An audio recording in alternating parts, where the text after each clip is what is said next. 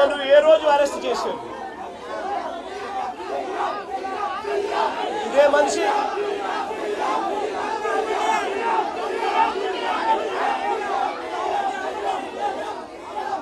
4వ తారీఖున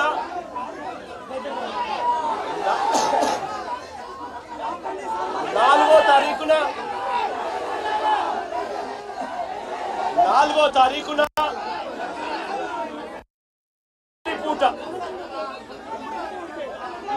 తారీఖున రాత్రి పూట హైదరాబాద్కు వెళ్ళి సురేష్ను ఒక దళితుడిని, సురేష్ను ఒక ఎక్స్ ఎంపీని అరెస్ట్ చేశారు. నేను అడుగుతా ఉన్న రాష్ట్రమంతా కూడా వర్షాలతో అతలాకుతలం అవుతా ఉన్న పరిస్థితిని విజయవాడలో చంద్రబాబు నాయుడు గారి వ్యవహార శైలి వల్ల దాదాపుగా 60 మంది పైచిలకు మనుషులు చనిపోయిన పరిస్థితుల మధ్య చంద్రబాబు నాయుడు గారి ప్రభుత్వం పూర్తిగా కూడా చంద్రబాబు నాయుడు గారి గవర్నమెంట్ అన్ని రకాలుగా ఫెయిల్ అయి మొట్టమొదటిసారిగా 60 మందికి పైగా చనిపోయిన పరిస్థితుల మధ్య విజయవాడ అంతా అతలాకుతలం అవుతా ఉంటే టాపిక్ డైవర్ట్ చేసేందుకు ఒక దళిత ఎంపీని 4వ తారీఖు రాత్రిని అరెస్ట్ చేస్తారు. విజయవాడ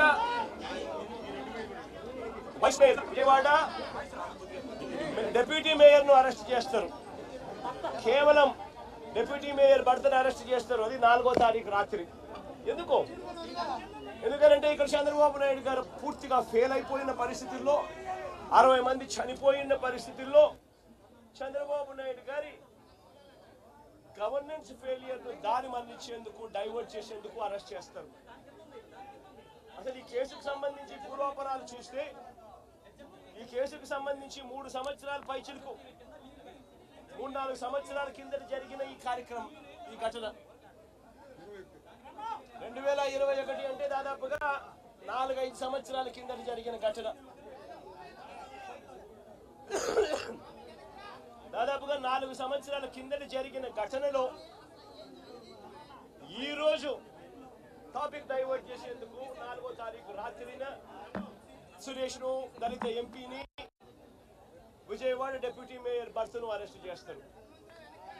నేను అడుగుతా ఉన్నా, సూటిగా నేను ఒక ప్రశ్న అడుగుతా ఉన్నా. ఆ రోజు ఏం జరిగింది?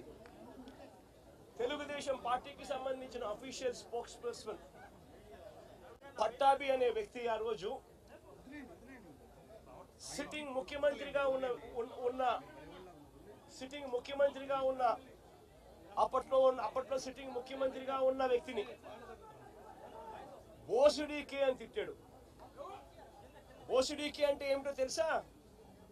తెలుగుదేశం పార్టీ కార్యాలయంలో తెలుగుదేశం పార్టీ అధికార ప్రతినిధి ముఖ్యమంత్రిని ఆ రోజు అన్న మాట లంజా కొడక అని.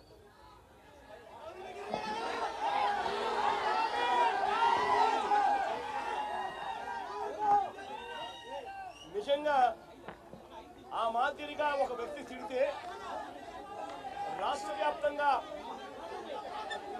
ఆ ముఖ్యమంత్రిని ప్రేమించే వాళ్ళు, వైఎస్ఆర్ కాంగ్రెస్ పార్టీని అభిమానించే వాళ్ళు, రాష్ట్ర వ్యాప్తంగా ఉన్న వాళ్ళందరికీ కూడా కడుపు మండదా?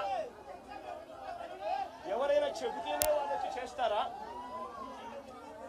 కడుపు మండిన వాళ్ళు, ఈ అన్యాయాన్ని చూడాలనుకునే వాళ్ళు, చూడకూడదు అని అనుకునే వాళ్ళు కొంతమంది తెలుగుదేశం పార్టీ ఆఫీస్ దగ్గరికి వెళ్ళి అటువైపు నుండి తెలుగుదేశం పార్టీ వాళ్ళు తప్పు చేసిందే కాక ధర్నా చేయడానికి వచ్చిన వాళ్ళ మీద దాడి చేయడానికి కూడా ప్రయత్నం చేశారు.